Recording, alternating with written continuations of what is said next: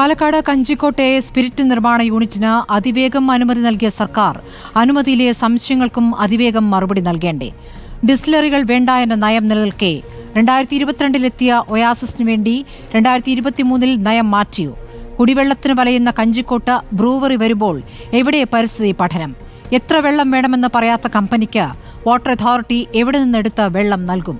തങ്ങളെ അറിയിച്ചില്ല എന്ന് പറയുന്ന എലപ്പുള്ളി പഞ്ചായത്ത് നാളെ സർക്കാർ തീരുമാനത്തിനെതിരെ പ്രമേയം പാസാക്കുകയാണ്.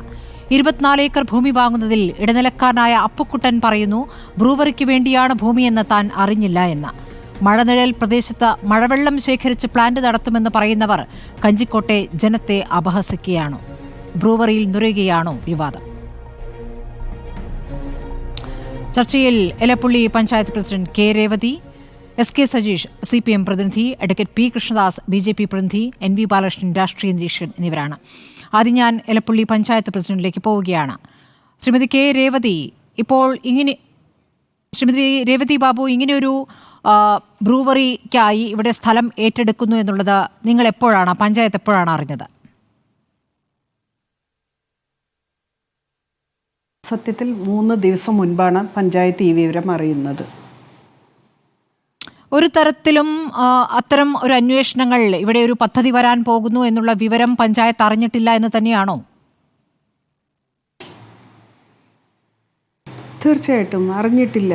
കാരണം മന്ത്രിസഭാ തീരുമാനത്തിന് ശേഷം പ്രതിപക്ഷ നേതാവ് പോലും അറിഞ്ഞിട്ടില്ല, അതുപോലെ തന്നെ രമേശ് ചെന്നിത്തല പോലും അറിഞ്ഞിട്ടില്ല. അവരൊക്കെ കഞ്ചിക്കോട് എന്നുള്ള പുതുശ്ശേരി പഞ്ചായത്ത് കേന്ദ്രീകരിച്ചിട്ടാണ് അവരെല്ലാം വാർത്താ സമ്മേളനത്തിൽ പറഞ്ഞത്.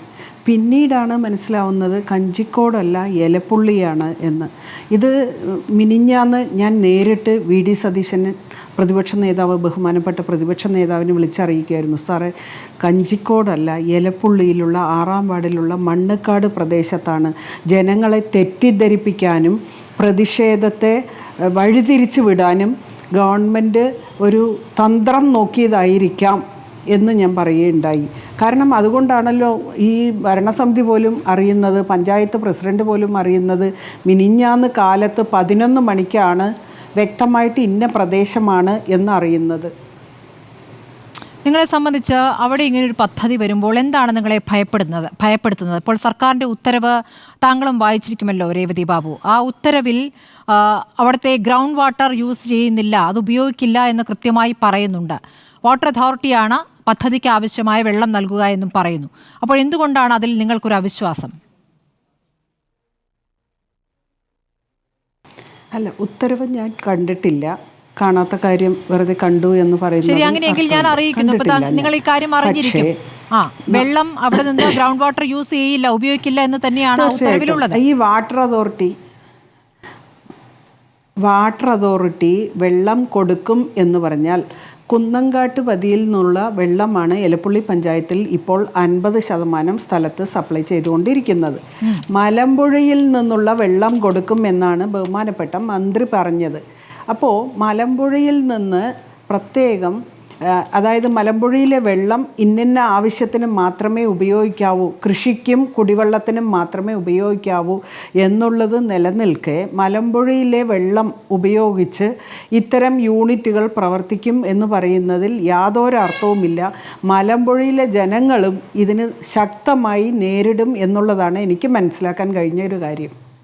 അവിടെ ഒരു കുടിവെള്ളത്തിൻ്റെ ബുദ്ധിമുട്ട് എങ്ങനെയാണോ എന്ന് വിശദീകരിക്കാമോ? അവിടെ എങ്ങനെയാണ് മഴക്കാലത്തും അവിടെ മഴവെള്ള ശേഖരണം നടത്തും എന്നുള്ള കാര്യം കൂടി പറയുന്നുണ്ട്. ഇപ്പോൾ 24 ഏക്കർ സ്ഥലമാണല്ലോ അവിടെ ഏറ്റെടുത്തിരിക്കുന്നത്.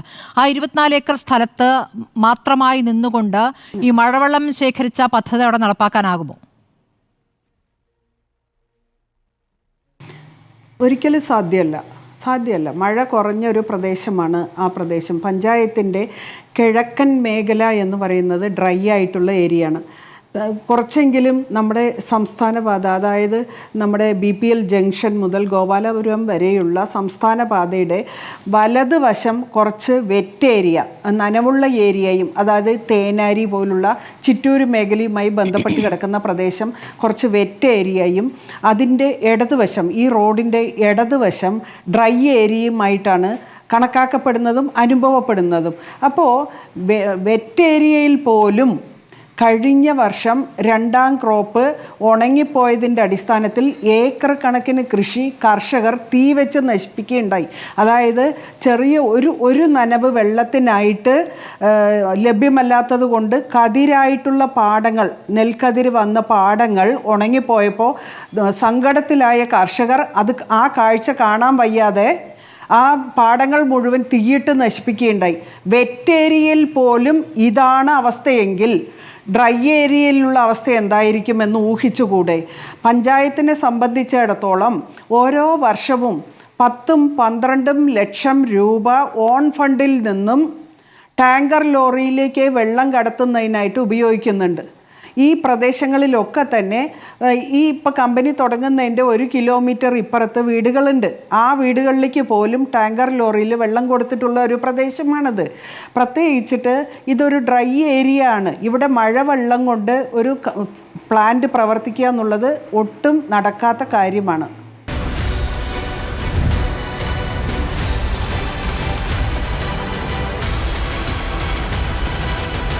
ഡിബേറ്റ് വിത്ത് സ്മൃതി പരുത്തിക്കാട്.